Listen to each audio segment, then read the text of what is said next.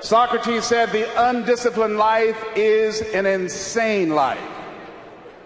The road to life is straight and narrow because few there be that are willing to discipline themselves. Here's something else that most people won't do. Make it okay to fail. A lot of people, 85% of people, allow their fear of failure to outweigh their desire to succeed. Repeat after me, please. Anything that's worth doing is worth doing badly. Yeah, see, anything that's worth doing is worth doing right, as we have been taught, if you know how to do it.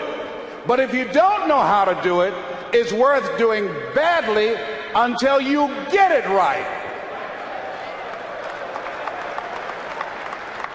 I bet you, and I wasn't there, I bet you that when Bishop T.D. Jakes first stood up to preach, when he gave his trial sermon, he did not have the command, he did not have the mastery, he did not have the confidence, he did not have the depth, he did not have the capacity to translate and milk scripture like he did last night when he first started out. Now write this down. You don't have to be great to get started, but you have to get started to be great. The first time I stood up to speak, I stood up and my mind sat down. I looked at the audience and I panicked. I had to introduce a play at school.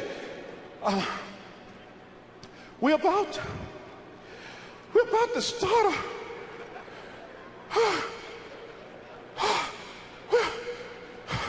ran off, Mr. Washington. Mr. Brown, where are you going? Mr. Washington, I can't think, sir. I don't know. Did you rehearse? Yes, sir, I did. Well, what's wrong? Why did you say your lines? I don't know, sir. I got up there and I looked at him and everything left me. Let me do it another day, please, sir. No, go back out there, Mr. Brown. Mr. Washington, I'll mess up, please, sir. Don't send me out there now. I'll mess up. Mr. Brown, if you run now, you will always be running. Anything that's worth doing is worth doing badly until you get it right. Why are you moving like that? I got to go to the bathroom, sir. Mr. Brown, go back out there. Yes, sir.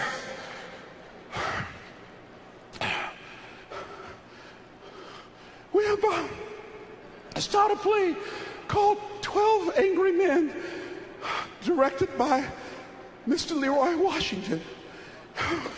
And I ran off. The next day, hey, Alfalfa! Hey, Les Brown, how are you?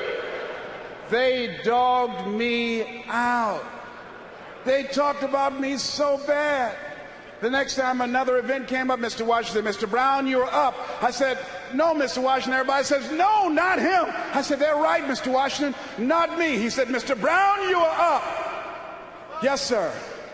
And I went out, and pretty soon, when people laughed at me, it didn't bother me. They would throw paper, and I could catch it without losing my concentration.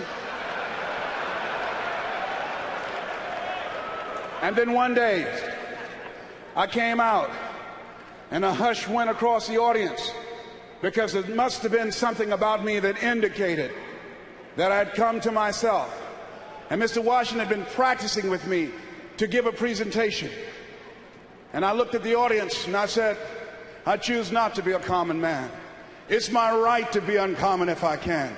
I seek opportunity, not security. I do not wish to be a kept citizen, humbled and dull by having the state look after me. I want to take the calculated risk, to dream and to build, to fail and to succeed. I refuse to live from hand to mouth. I prefer the challenges of life to the guaranteed existence, the thrill of fulfillment to the stale calm of utopia. I will never cower before any master, nor bend to any threat. It's my heritage to stand erect, proud and unafraid, to face the world boldly and say, this I have done. Girl stood up and said, that's my boyfriend, honey. I like me some Les Brown, baby. But I didn't start off like that.